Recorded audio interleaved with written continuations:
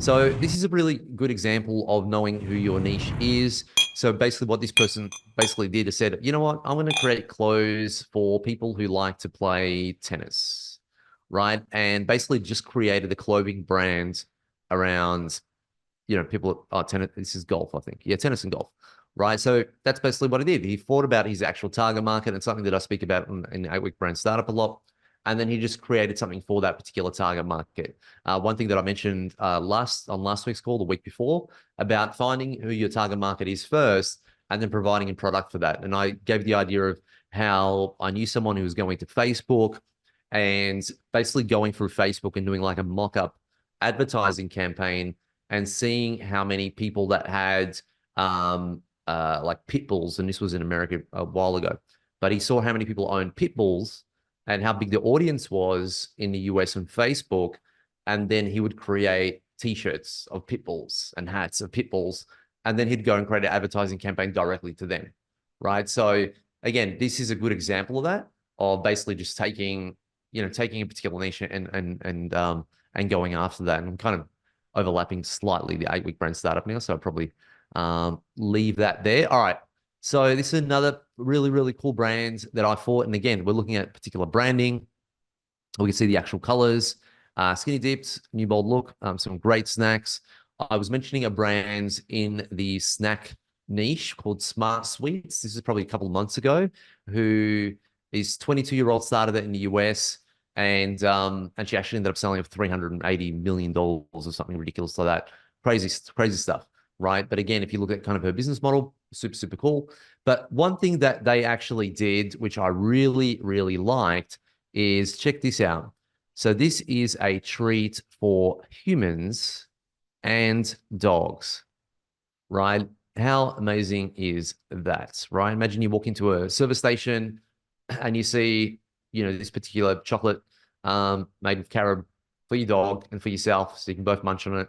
I think that's a very, very interesting idea and a very clever way of actually doing any type of marketing like this. Has anyone seen any product like this? Is this available in Australia yet, or anything as exciting as this? Probably not. Australia's usually a little bit behind when it comes to products like this. We usually see them in the US first, and they trickle in Europe, and then they always end up in Australia. All right, let's have a look at another one. All right, another one. So childlike cereal for grown-ups, right? Again, look at their particular branding. Super, super cool, right? In terms of what they actually did. And they're basically just recreating and rebranding the cereal box. And they're thinking about the actual target market, and they're going from there, right? So if we have a look at the branding, quite amazing. And again, this is something that you can actually really look at and implement for yourself and your particular type of brand.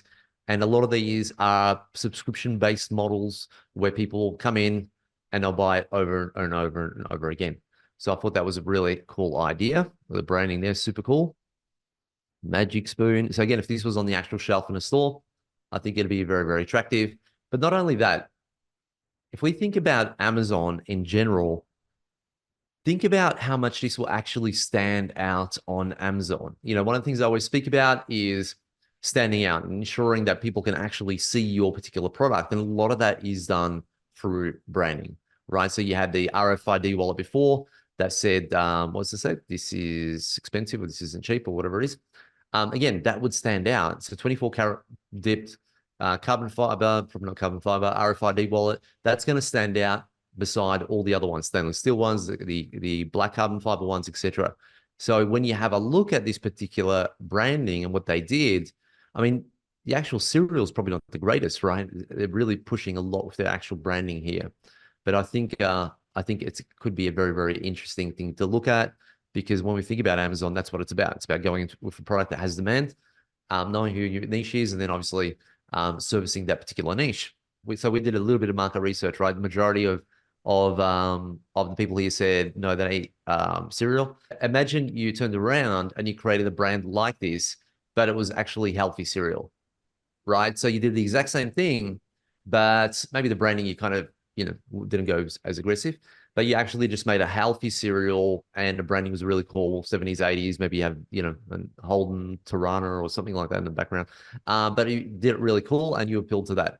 So I think that could be an interesting idea. And a lot of the times, we kind of look at, we think everything is already been done, right? We think that energy drinks have already been done. We think that cereals have already been done or chocolate bars have already been done, but actually they haven't. And there's always someone that brings out something new. They just rebrand it in a different way. And again, if you look at kind of, food products, we can easily kind of get scared of kind of doing that, right? We kind of feel food, man, we wouldn't know where to start. Um, and obviously, something like this is going to take you a little bit longer. There's a little bit more risk to it. But the profit margins on food items are just absolutely astronomical. And I think I've always kind of said the harder something is to do, usually the better it is, right? And because a lot of people don't kind of persist and go through, they don't go through all that groundwork, right? They'll kind of shortcut it.